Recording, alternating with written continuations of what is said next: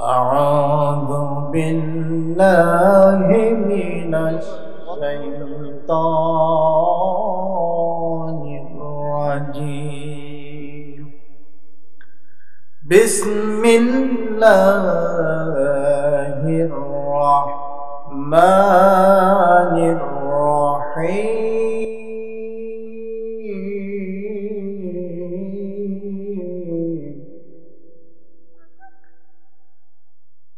كتاب أنزل إليك فلا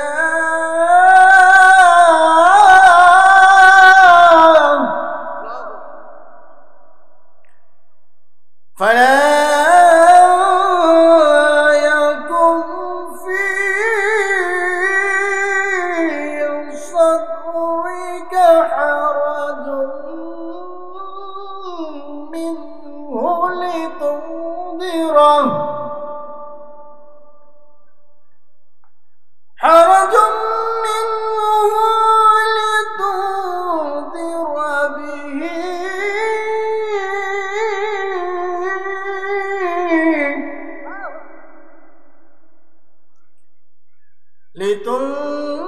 لتنذر به وذكرى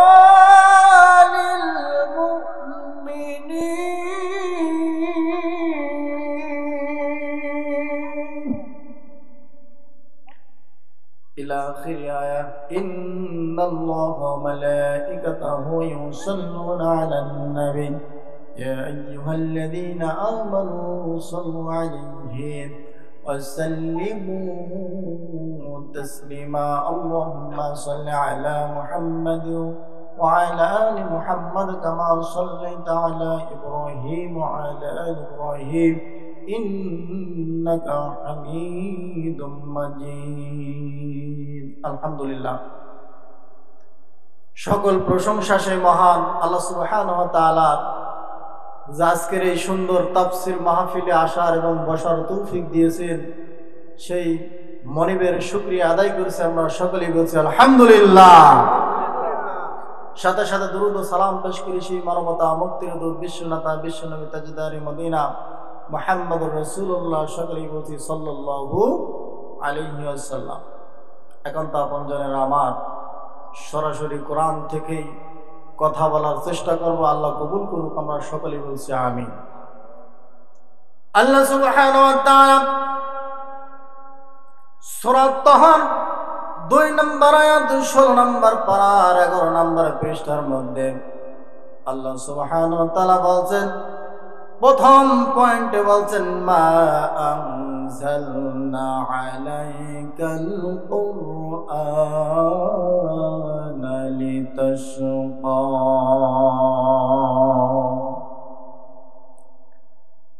আল্লাহ সুবহানাহু ওয়া তাআলা বলেন মা আনজালনা নাজিল করেছি আলাইকাল কুরআন তোমার উপরে কোরআন নাজিল করেছি আল্লাহ পাক রব্বুল আলামিন তার রাসূলকে বলছে হে নবী আমি আপনার উপর কোরআন নাজিল করেছি লিতাশকা আপনার ভাগ্যকে নষ্ট করে দেবে এই জন্য আমি কোরআন নাজিল করি নাই বলি সুবহানাল্লাহ হে রাসূল আমি কোরআন নাজিল করেছি আপনার ভাগ্যকে সৌভাগ্য মণ্ডিত করবে এই জন্য কোরআন নাজিল করেছি আমি কোরআন নাজিল এই জন্য করি নাই যে আপনার ভাগ্যকে বিপর্যয়ে ফেলে দেবে আপনার ভাগ্যকে নষ্ট হয়ে যাবে এই জন্য কোরআন নাজিল করি নাই আমি কোরআন নাজিল করেছি আপনার ভাগ্যকে সৌভাগ্য মণ্ডিত করার জন্য ঘোষণা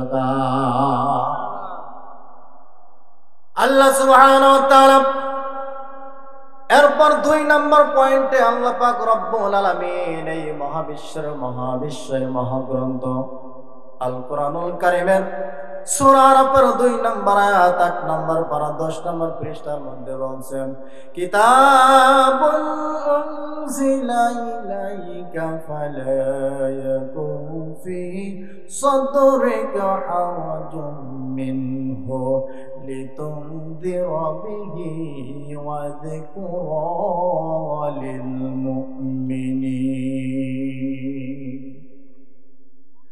আল্লাহ সুবহানাহু ওয়া তাআলা বলছেন কিতাব উনজিলা, কিতাব মানে কোরআন, উনজিলা নাজিল করেছে ইলাইকা তোমার প্রতি, ফালা ইয়াকুম ফি সাদরিক এমন যেন না হয়, ফি মানে মধ্যে, সাদরিকা হারাজুন তোমার মনের মধ্যে অন্তরের মধ্যে কোনো প্রকার সংকোচ বোধ যেন না হয়। হে রাসূল আমি কোরআন নাজিল করেছি, এই ব্যাপারে তোমার মনের মধ্যে যেন কোনো প্রকার সংকোচ বোধ না হয়, কোনো প্রকার ভয় না হয়। আল্লাহ পাক রব্বুল আলামিন এরপর বলছে হে রাসূল আপনি কি করবেন শুনেন, লিতুনজিরা বিহি এটা দিয়ে আপনি মানুষদেরকে সতর্ক করবেন, ঘোষণাকার। আল্লাহ পাক রব্বুল আলামিন বলছেন হে রাসূল আমি কোরআন নাজিল করেছি, এই ব্যাপারে আপনার মনের মধ্যে কোনো প্রকার সংকোচ বোধ যেন না হয়, সুতরাং এটা দিয়ে আপনি সতর্ক করেন, এটা দিয়ে আপনি সাবধান করেন, আপনি শুনে রাখুন। ওয়াযিকুরা লিল মুমিনিন,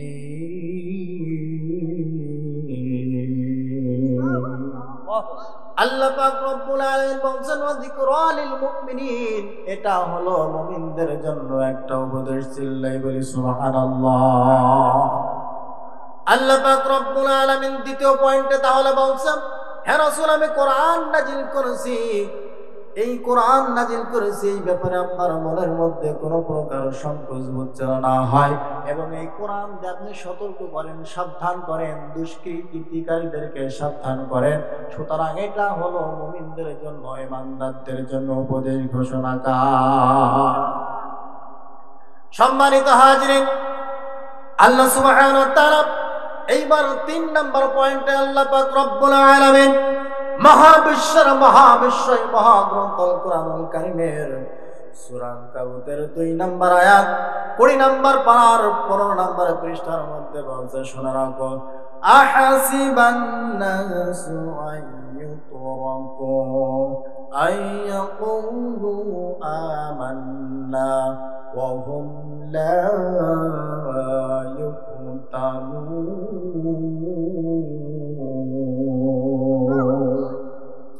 আল্লাহ পাক রব্বুল আলামিন এরপর 3 নম্বর পয়েন্টে বলছে মানুষ কি এমনটা ভেবেছে যে তারা ঈমান এনেছে, এই কথা বললেই তাদেরকে ছেড়ে দেওয়া হবে, তাদেরকে পরীক্ষা করা হবে না। মানুষ কি এইটাই মনে করেছে, এইটাই কি ধারণা করে নিয়েছে? মানুষ কি এমন মনে করেছে যে আমরা মুখে বললাম যে ঈমান এনেছি আর তাদেরকে ছেড়ে দেওয়া হবে? না না না, তা কখনোই হবে না।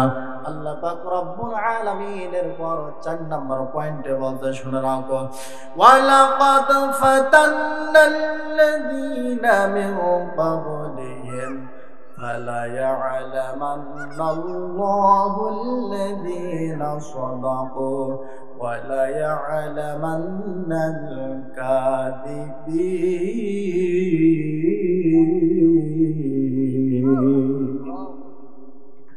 আল্লাহ পাক রব্বুল আলামিন মহাবিশ্বের মহাবিশ্বই মহাগ্রন্থ আল কোরআনুল কারীমের সূরা আনকাবুতের 3 নম্বর আয়াতে বলছে, এবার আল্লাহ পাক রব্বুল আলামিন বলছে তাদের পূর্বে যারা এসেছিল তাদেরকে পরীক্ষা করা হয়েছে, সুতরাং তোমাদেরকেও পরীক্ষা করা হবে, এবং কারা সত্যবাদী আর কারা মিথ্যাবাদী সেটাও প্রকাশ পাবে। বলি সুবহানাল্লাহ। সম্মানিত হাজিরিন, এই কোরআনের জন্য দিন প্রতিষ্ঠা করতে গিয়ে যারা বলেছে আমি ঈমান এনেছি, আল্লাহ পাক রব্বুল আলামিন যুগে যুগে তাদেরকে পরীক্ষা করেছে, নবী রাসূলদেরকে পরীক্ষা করেছে। আল্লাহ রাসূল সাল্লাল্লাহু আলাইহি সাল্লামকে কত পরীক্ষা দিতে হয়েছে। আল্লাহ রাসূল সাল্লাল্লাহু আলাইহি সাল্লাম দিন প্রচার করতে গিয়ে তাকে একটা দুইটা দিন নয়, গোটা 3টি বছর সে আবু তালিবের জেলখানায় আটকা রেখেছিল। সম্মানিত হাজিরিন, আল্লাহ রাসূল সাল্লাল্লাহু আলাইহি সাল্লামকে একটা দুইটা দিন নয়, শিয়াবে আবু তালিবের মধ্যে 3টা বছর তাকে আটকে রাখা হয়েছিল এবং 3টি বছর পর যখন তাকে জেলখানা থেকে মুক্ত করে দেওয়া হয়েছিল, আল্লাহ রাসূল সাল্লাল্লাহু আলাইহি সাল্লাম আবার যখন আগের মতো দিন প্রচার শুরু করেছিলেন, এইবার সেই সময় সেই যুগে আবু জেহেল তার সংসদ, যে সংসদের নাম ছিল দারুন নাওয়ার, এই সংসদের মধ্যে 24 জন সদস্য বিশিষ্ট একটা বৈঠক করেছিল তড়িৎ গতিতে সিদ্ধান্ত নেওয়ার জন্য। আল্লাহ রাসূল সাল্লাল্লাহু আলাইহি সাল্লামকে কি করা যায়, যদি সে দিন এইভাবে প্রচার করতে থাকে তাহলে তো আমাদের ক্ষমতার টিকে থাকে না। আবু জেহেল এইটা মনে করে নিয়ে আল্লাহ রাসূল সাল্লাল্লাহু আলাইহি সাল্লামের বিরুদ্ধে সেই দিন দারুন নাওয়ানের বৈঠকে 24 জন সদস্যকে ডেকে বৈঠক শুরু করেছিল। বৈঠকে প্রথম প্রস্তাব দেওয়া হয়েছিল কি করা যায়। সকলেই তখন পরামর্শ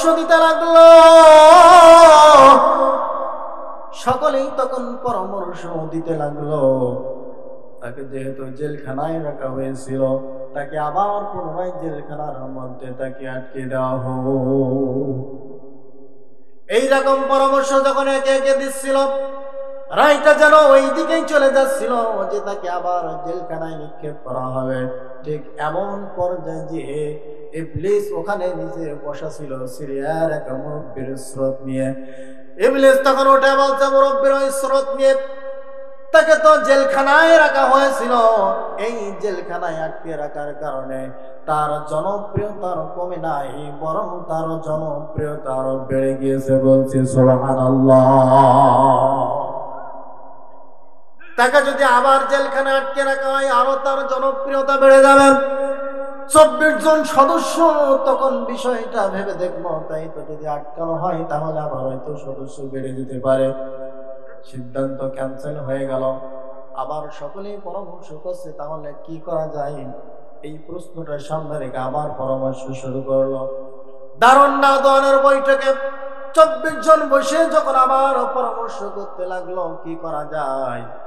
এইভাবে যদি মুহাম্মদ সাল্লাল্লাহু আলাইহি সাল্লাম ইসলাম প্রচার করে, দিন প্রচার করে, তাহলে আমাদের ক্ষমতার চেয়ার আর বেশি দিন টিকে থাকবে না। কথা বলুন ঠিক কিনা? এই ভয়ে আতঙ্কিত হয়ে আবু জেহেল সেই দিন এই পরামর্শকে সামনে রেখে আলোচনা করতেছিল তাহলে কি করা যায়। আবার অনেকেই পরামর্শ দিল তাহলে ওকে এই দেশ থেকে তাড়িয়ে অন্য দেশে পাঠিয়ে দেওয়া হোক।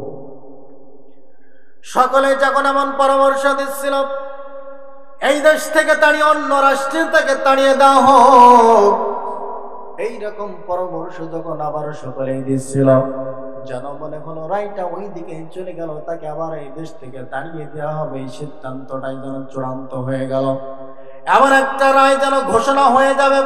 এমন পর্যায়ে ইবলিস আবার উঠে দাঁড়িয়ে তখন বলেছে, ওকে যদি এই দেশ থেকে অন্য দেশে পাঠিয়ে দেওয়া হয় তাহলে সেই দেশে গিয়েও আবার ও দল পাকাবে। সুতরাং তাকে দেশ থেকে তাড়িয়ে দেওয়া কে হবে, সে অন্য দেশে গিয়ে ওখানে গিয়ে আবার সে দল পাকাবে।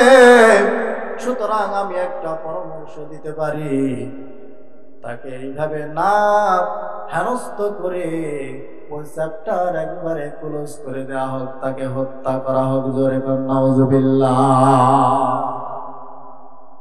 সম্মানিত হাজিরিন, দারুন নাওয়ানের বৈঠকে তড়িৎ গতিতে একটা সিদ্ধান্ত জানা নেওয়া হলো। মিস্টার ইবলিস উঠে দাঁড়িয়ে বলল, এত কিছু না করে ও চ্যাপ্টার ক্লোজ করে দেওয়া হোক, তাকে হত্যা করা হোক। এইভাবে হবে না, তাকে হত্যা করা ছাড়া উপায় নাই। দারুন নাওয়ানের ওই বৈঠক থেকে আবু জেহেল তখন উঠে দাঁড়িয়ে বলল, আমার সাথী ভাইরা, তাহলে মুহাম্মদকে যে হত্যা করতে পারবে, আমি আবু জেহেল বলছি তাকে 100টা লাল উট পুরস্কার দেওয়া হবে। জোরে বলুন নাউজুবিল্লাহ। যখন দারুন নাওয়ানের বৈঠক থেকে 100 লাল উট পুরস্কারের ঘোষণা দেওয়া হয়ে গেল, কে আছে উঠে দাঁড়াও, মুহাম্মদের কান্না নিয়ে আসতে পারবে। হযরত ওমর তখনও তিনি জাহেল, তিনি ইসলাম কবুল করেন নাই। তিনি উঠে দাঁড়ালেন, মুহাম্মদকে আমি হত্যা করতে চাই। হযরত ওমর রাদিয়াল্লাহু তাআলা আনহু তখনও তিনি জাহেল, তিনি রাসূল সাল্লাল্লাহু আলাইহি সাল্লামকে হত্যা করার জন্য উঠে দাঁড়ালেন। দারুন নাওদানের বৈঠক থেকে তিনি খোলা তরবারি নিয়ে ঘোড়া নিয়ে ছুটেছেন মুহাম্মদকে হত্যা করার জন্য। যখন দারুন নাওদানের বৈঠক থেকে বেরিয়ে ঘোড়া নিয়ে ছুটেছেন, পথের মধ্যে একজন মুসলিম নতুন মুসলমান হয়েছে, আল্লাহ রাসূলের সাহাবী, তার সাথে পথের মধ্যে দেখা হয়ে গেল। সম্মানিত হাজিরিন, নও মুসলিম জিজ্ঞাসা করছে, ভাই ওমর কোথায় যাও ঘোড়া ছুটিয়ে? ওমর তখন বলেছে, তোমাদের মুহাম্মদ কোথায় আছে, আমি তাকে হত্যা করতে যাই, তার ইসলাম প্রচার বন্ধ করার জন্য তাকে হত্যা করতে যাই। ওই নতুন মুসলিম আল্লাহ রাসূল সাল্লাল্লাহু আলাইহি সাহাবী তখন বললেন, ওমর তুমি যদি মুহাম্মদকে হত্যা করতে চাও তাহলে আগে তোমার বোন এবং তোমার ভগ্নিপতিকে ঠেকাও, জামাইকে ঠেকাও। হযরত ওমর রাদিয়াল্লাহু তাআলা তখন তিনি জাহেল, ইসলাম কবুল করেন নাই। তিনি ঘোড়া থমকিয়ে দিয়ে ঘুরে দাঁড়িয়ে বললেন, আমাকে বুঝিয়ে বলো। ওই মুসলিম আল্লাহ রাসূলের সাহাবী তখন বলল, ওমর তোমার বোন এবং তোমার বোনাই দুইজন ইসলাম কবুল করেছে। চিল্লাই বলে সুবহানাল্লাহ। এই কথা শুনতে পেলাম হযরত ওমর তখন তিনি জাহেল, তিনি রাগে রাগান্বিত হয়ে গেল। মুহাম্মদকে হত্যা করার আগে আমার বোনকে হত্যা করব, এই উদ্দেশ্য করে বোনের বাড়ির দিকে রওনা দিয়েছে। ঘোড়া ছুটিয়ে খোলা তরবারি নিয়ে বোনের বাড়ির দিকে রওনা করেছে হযরত ওমর। বাড়ির কাছে গিয়েছে, এমন সময় যেন কুরআনের আওয়াজ ওমরের কানে আসতেছে। কিন্তু যখন ওমর রাদিয়াল্লাহু তাআলা বাড়ির আশেপাশে পৌঁছে গিয়েছে এবং দরজায় যখন নক করেছে, যখন আওয়াজ পেয়েছে ভাই ওমর এসেছে, সঙ্গে সঙ্গে তারা কোরআনের পৃষ্ঠাগুলো লুকিয়ে ফেলেছে ওমরের ভয়তে। সম্মানিত হাজিরিন, হযরত ওমর রাদিয়াল্লাহু তাআলা তখন তিনি জাহেল দরজাটা খুলে দিলেন বলে ওমর যখন ভিতরে প্রবেশ করলো, বোনের কাছে জিজ্ঞাসা করলো, বোন তুমি ইসলাম কবুল করেছো? বোন তখন বলল, হ্যাঁ আমি ইসলাম কবুল করেছি এবং তোমার আব্দুল্লাহ ভাই দুইজন মিলে আমরা ইসলাম কবুল করেছি। একটি চিল্লায়ে বলি সুবহানাল্লাহ।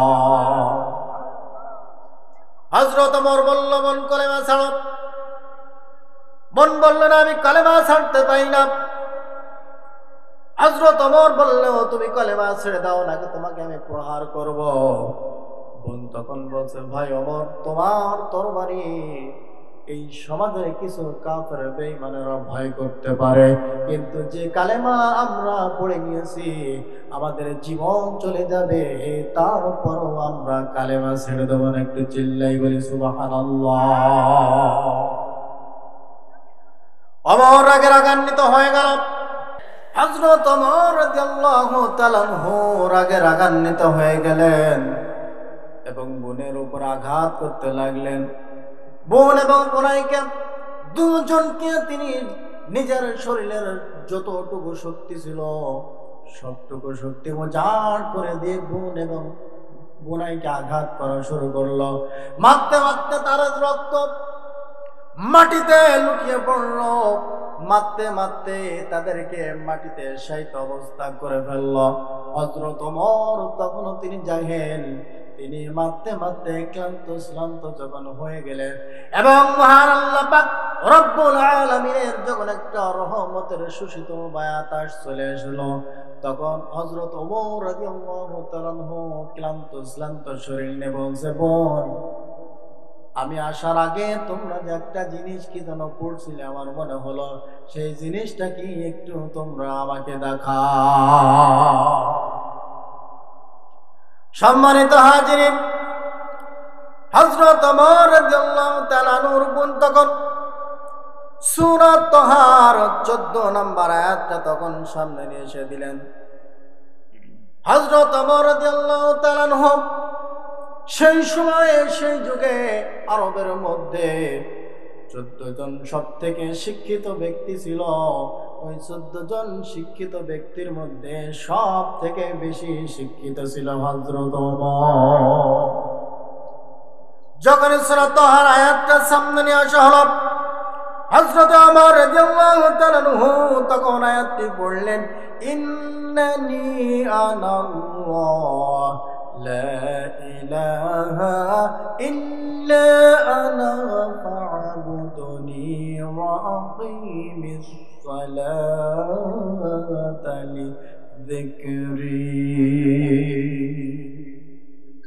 আল্লাহ পাক রব্বুল আলামিন মহাবিশ্বের মহাবিশ্বয় মহাগ্রন্থ আল কুরআনুল কারীমের সূরা তাহা 14 এবং 15 নম্বর আয়াতের মধ্যে 16 নম্বর পারা 12 নম্বর পৃষ্ঠার মধ্যে আল্লাহ পাক রব্বুল আলামিন বলছে, ইন্নানি আনাল্লাহ, ইন্না নিশ্চয়, আনাল্লাহ আমি আল্লাহ।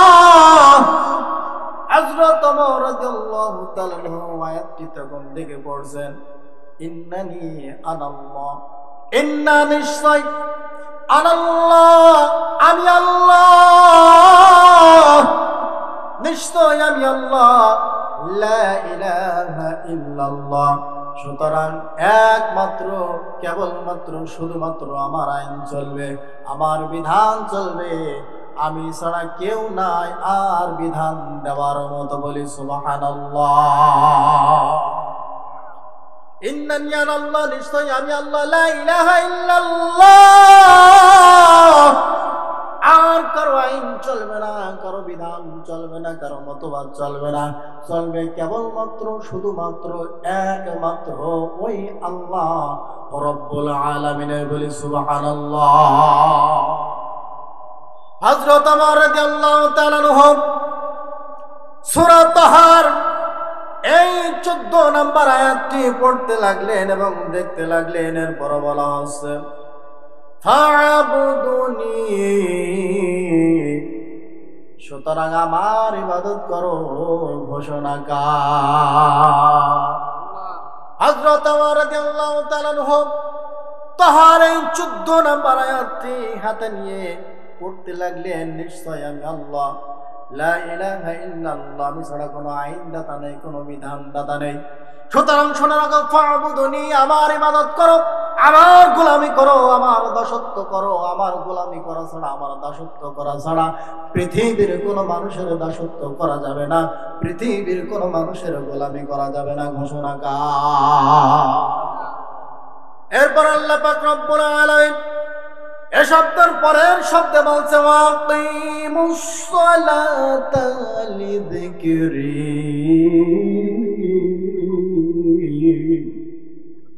সুতরাং আমার শরণার্থে নামাজ কায়েম করো। চিল্লাই বলি সুবহানাল্লাহ। হযরত ওমর রাদিয়াল্লাহু তাআলা আনহু তখন তিনি জাহেল, কিন্তু যখন সূরা তাহার এই 14 নম্বর আয়াতটি তার হাতে দিলেন এবং হযরত ওমর যখন পুরো আয়াতটি পড়লেন, তখন হযরত ওমর আয়াতটি পড়ে অর্থটা বুঝতে পেরেছিলেন। তখন তিনি বললেন, বোন, আমি আর দেরি করতে চাই না, সঙ্গে সঙ্গে আমাকে নিয়ে চলো, বিশ্ব নবীর দরবারে আমি কালেমা পড়ে মুসলমান হতে চাই। বলি সুবহানাল্লাহ। হযরত ওমর রাদিয়াল্লাহু তাআলা তখন তিনি জানেন, তিনাকে রাসূলের দরবারে যখন নিয়ে যাওয়া হলো, আল্লাহ রাসূল সাল্লাল্লাহু আলাইহি সাল্লাম সাহাবাদেরকে নিয়ে বসে আছেন।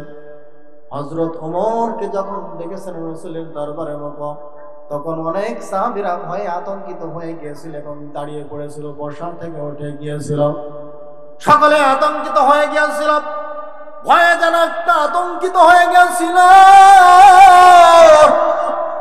হযরত আবু বকর রাদিয়াল্লাহু তাআলা আনহু তাফসীরের মধ্যে এসেছে, হযরত আবু বকর রাদিয়াল্লাহু তাআলা আনহু তখন বলেছিল, তোমরা কেউ অশান্ত হয়ে যেও না, শান্ত থাকো। যদি দেখি ওমরের ভাব ভালো, তার মনের মানসিকতা যদি ভালো হয়, তাহলে আমরা চুপ থাকবো। আর যদি দেখি কোন রকম বিশৃঙ্খলা করছে, কোন রকম ঝামেলা করছে, আমি আবু বকর বলছি, তাহলে ওমরের ওই তরবারি দিয়েই ওমরের গলা কেটে নেব। বলি সুবহানাল্লাহ। আল্লাহ রাসূল সাল্লাল্লাহু আলাইহি সাল্লাম বললেন, সাহাবারা রে, তোমরা থামো, দেখি ওমর কি বলতে চায়। হযরত ওমর রাদিয়াল্লাহু তাআলা আনহু রাসূলের দরবারে প্রবেশ করলেন এবং বললেন, ইয়া রাসূলুল্লাহ, ইয়া হাবিবাল্লাহ, আপনি আমাকে কালেমা পড়ে মুসলমান বানিয়ে দেন। রাসূল কালেমা পড়ালেন, লা ইলাহা ইল্লাল্লাহু মুহাম্মাদুর রাসূলুল্লাহ। আবার মুসলমান হলেন এবং কিছুদিন যাওয়ার পর হযরত ওমর রাদিয়াল্লাহু তাআলা বললেন, ইয়া রাসূলুল্লাহ, ইয়া হাবিবাল্লাহ, আমাকে একটু অনুমতি দেন, আমি কাবার চত্বরে গিয়ে ইসলামের পক্ষে, কোরআনের পক্ষে একটা মিছিল করতে চাই। বলি সুবহানাল্লাহ। হযরত ওমর রাদিয়াল্লাহু তাআলা কে অনুমতি দেওয়া হলো। হযরত ওমর রাদিয়াল্লাহু তাআলা ইসলাম কবুল করার পর সাহাবাদেরকে নিয়ে কাবার চত্বরে লিল্লাহি তাকবীর দিয়েছেন। লিল্লাহি তাকবীর, আল্লাহু আকবার। এই তাকবীর ধ্বনি যখন দিয়েছে, কাবার চত্বরে যে সমস্ত কাফের বেঈমানরা ছিল, তখন জানলা খুলে, দরজা খুলে মুখ বের করিয়ে দেখে কে রে কাবার চত্বরে মিছিল করে, তাও ইসলামের পক্ষে। ওই সময় মুখ বের করে দেখা মিছিলের সামনে হযরত ওমর। সুবহানাল্লাহ। মিছিলের সামনে হযরত ওমর। তখন তারা বলেছিল, তাড়াতাড়ি জানলা দরজা বন্ধ করো, তা না হলে এই মুহূর্তে ওমরের সামনে যদি যায়, তাহলে কাল্লার সাথে নিয়ে আসা আর সম্ভব না।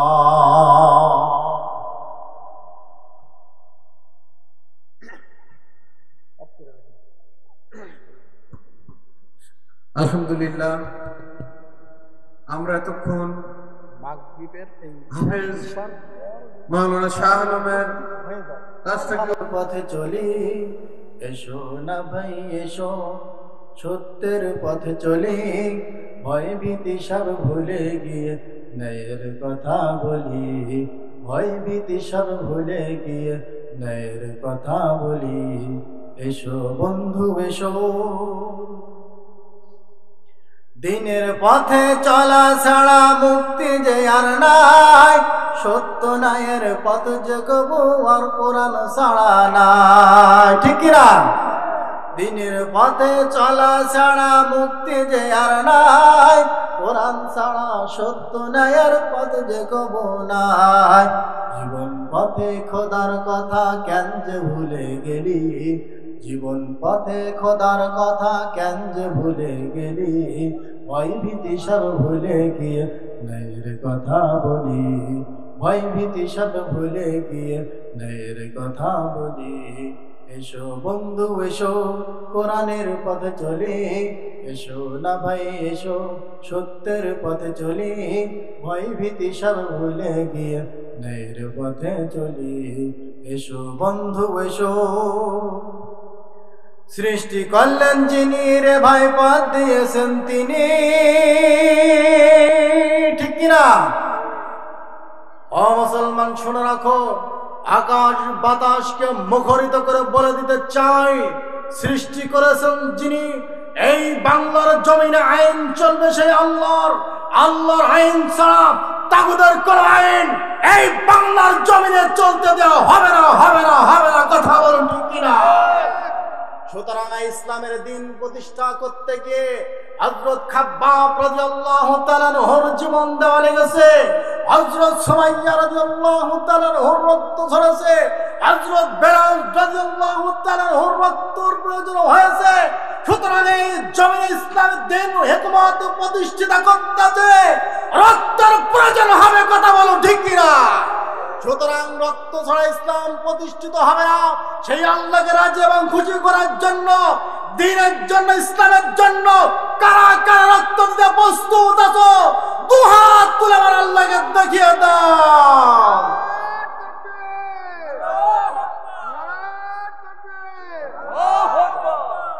আল্লাহ কবুল করুক। আমরা সবাই বলছি আমিন। সম্মানিত হাজরিন, আমরা দেখতে দেখতে অনেক কিছু দেখেছি। আমরা দেখেছি আইয়ুবের শাসন, বঙ্গবন্ধুর ভাষণ, কেটেছে খালের সদর নারণতাল, ডক্টর ফখরুদ্দিন মঈনুদ্দিন, সব ঘোড়ার দিন দেখা শেষ। আগামীর বাংলাদেশ হবে ইসলামের বাংলাদেশ, কথা বলুন ঠিক কিনা? আগামীর সূর্য হবে ইসলামের সূর্য, আগামীর দিন হবে ইসলামের দিন, আগামীর বাংলাদেশ হবে টুপিওয়ালা দাড়িওয়ালাদের দিন, কথা বলুন ঠিক কিনা? সম্মানিত হাজরিন, সেই দিনকে প্রতিষ্ঠিত করতে হলে রক্তর প্রয়োজন হবে। আমরা দিতে প্রস্তুত থাকবো, এক চুলো দিন থেকে সরে যাব না, কথা বলুন ঠিক কিনা? সম্মানিত হাজরিন, আবু জাহেলের সেই দারুণ নওজোয়ানের বৈঠকে 24 জন ওখানে বসা, এর মধ্য থেকে যখন সিদ্ধান্ত হয়ে গেল চ্যাপ্টার ক্লোজ করে দেওয়া হোক, মুহাম্মদকে হত্যা করে দেওয়া হোক, এই সিদ্ধান্ত যখন নেওয়া হলো, ওমর যখন উঠে দাঁড়িয়ে পুরস্কার নেওয়ার জন্য বলল আমি হত্যা করব, এরপর ওমর যখন ইসলাম কবুল করে নিল, ওই যে দারুন নওজোয়ানের বৈঠকে 23 জন বসা, এইবার ইবলিস তখন সিনিয়র ওই মুরব্বীর স্রোত নিয়ে বলছে যাকে পাঠালে সে তো ওই দলে চলে গেল, সুতরাং ও ভাবে হবে না, আমি একটা পরামর্শ দিই। সবাই তখন তার দিকে তাকালো, কে তুমি? ওখানে তখন পরিচয় গোপন রাখলেন, বললেন তোমরা কি মুরব্বীর কথা শোনো, যে মুরব্বীর পরিচয় জিজ্ঞাসা করছো, সুতরাং ও ভাবে হবে না, আমি একটা পরামর্শ দিই। আমরা যে এখন 24 জন বসা আছি, এই 24টা গোত্র থেকে 24টা যুবক রেডি করো, আজ রাতের বেলায় পাঠিয়ে দাও মুহাম্মাদের ঘরে। 24 জন মিলে তাকে রাতের আধারে পিটাবে, তাহলে কেউ কারোর উপরে দোষ দিতে পারবে না।